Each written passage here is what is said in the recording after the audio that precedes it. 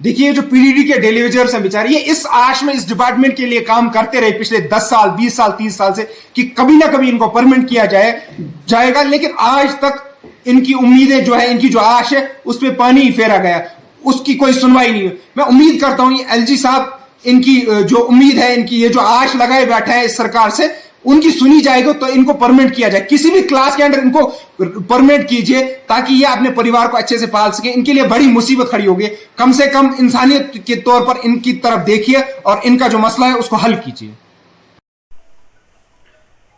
देखिए, जो एक इम्पॉर्टेंट मसला है हमारी गरीब आवाम के साथ, जो इलीगल माइनिंग का मसला उठा है यहाँ, जिसमें कॉन्ट्रैक्ट किसी बाहर के कॉन्ट्रैक्टर को दिया गया जब आर्टिकल 370 को इलीगली एब्रोगेट किया गया था, लेकिन उसके बाद एक बड़ी मैं कहूँगा एक मुसीबत खड़ी हुई यहाँ एक उस गरीब आवाम के लिए जो इस, चाहे वो टिपर्स के साथ हो वाबस्ता, चाहे वो ट्रैक्टर वाले हो हमारे बेचारे, जो इन चीज़ों के साथ वाबस्ता हैं, जो बाजरी रेत वगैरह ये लाते हैं, तो उनके लिए एक बड़ी मुसीबत खड़ी होगी। उनको रोज़ पुलिस पकड़ती है, रोज़ उनको जियोलॉजी वाले पकड़ते हैं, उनको चालान करते हैं। देखिए, आप मुझे ये बताइए कि सरकार के पास दिमाग है कि नहीं है? ये जो सरकार में ये ऑफिसर, इनके पास दिमाग है? अगर हमें ही रेत चाहिए, हमें ही बाजरी चाहिए, तो ये लोग लाएंगे कहाँ से? जब ये जाते हैं कहीं से लाते हैं तो फिर इनको सीज करते हैं, आपने इलीगली किया। आप देखिए, ये ज़मीन हमारी है तो यहाँ के मिनरल्स भी हमारी है। आपने जो ये कॉन्ट्रैक्ट दिया है बाहर के किसी इंसान को जिनको आप फायदा पहुंचाना चाहते हैं, वो ये इलीगल कॉन्ट्रैक्ट पहले से, उसको खत्म करके यहाँ किसी कश्मीरी को दीजिए ताकि इनको कन्वीनियंस हो, ताकि वो ये अपना रोजगार आराम से चला सके, अपने परिवार को चला सके। लेकिन आप बार बार देखिए कितना जुल्म इस गरीब तबके की आवाम पे कर रहे हैं। जो टिपर वाले हैं हमारे या ट्रैक्टर वाले हैं, बार बार हर दिन हमें न्यूज में सुनने को आता है कि आज यहां फलानी जगह इतने टिपर वाले सीज हो गए, आज इतने ट्रैक्टर सीज हो गए।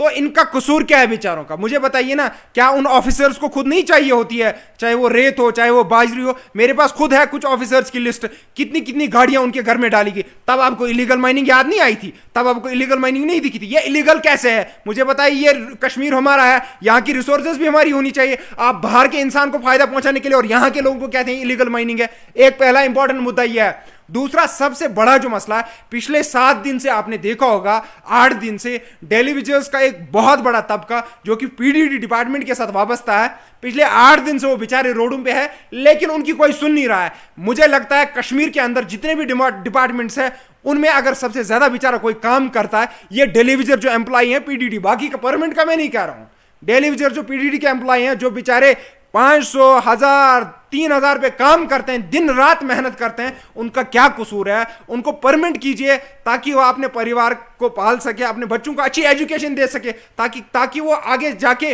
उनके लिए कोई मुसीबत ना हो। उनकी भी कोई नहीं सुन रहा है। सरकार से मेरी गुजारिश है, एलजी से मेरी गुजारिश है, कम से कम इनकी तरफ देखिए और इनको किसी भी ग्रेड के अंदर कोई तो इनको परमानेंट कीजिए। ये अपनी जिंदगी इस डिपार्टमेंट को इन्होंने दी है, अपनी जिंदगियों को तबाह किया आपने। देखिए, जो पीडीडी के डेलीवेजर्स हैं बेचारे, ये इस आश में इस डिपार्टमेंट के लिए काम करते रहे पिछले 10 साल 20 साल 30 साल से कि कभी ना कभी इनको परमानेंट किया जाएगा, लेकिन आज तक इनकी उम्मीदें जो है, इनकी जो आश है, उस पर पानी ही फेरा गया, उसकी कोई सुनवाई नहीं हुई। मैं उम्मीद करता हूं ये एलजी साहब, इनकी जो उम्मीद है, इनकी ये जो आश लगाए बैठे हैं इस सरकार से, उनकी सुनी जाएगी तो इनको परमानेंट किया जाए, किसी भी क्लास के अंदर इनको परमानेंट कीजिए ताकि ये अपने परिवार को अच्छे से पाल सके। इनके लिए बड़ी मुसीबत खड़ी होगी, कम से कम इंसानियत के तौर पर इनकी तरफ देखिए और इनका जो मसला है उसको हल कीजिए।